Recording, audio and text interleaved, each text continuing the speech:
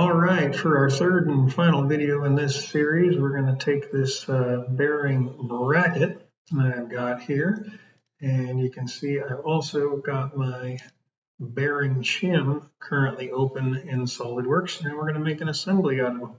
Since they're both open, all I have to do is come up here to New and pick Assembly. Say OK, and it's automatically going to populate whatever solids I had open.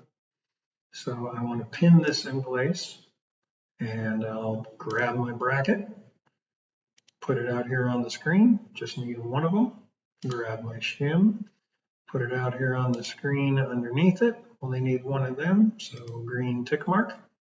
I'm going to change my shading so they stand out a little better, and you can see that blue color that I put on there to help it really stand out. Otherwise, both of them being gray, they kind of blend together. Okay, now this is going to be super quick and easy because I copied this shim off the bottom of the bracket. They're the exact same size. And because I oriented the shim to my origin point when I built it, and I built my bracket off of the origin point, both being the exact center, all I have to do is mate those two origin points together. So I come up here into my mate menu, and now you see I've got this drop down here with my bearing bracket.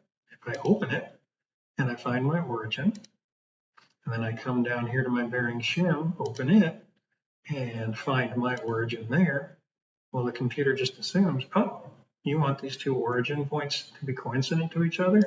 Well, yes, I do. And there you go. All the holes line up perfectly. They're sandwiched together just the way they should be.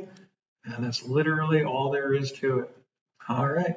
Hope this video was helpful. Hope you're having a good day.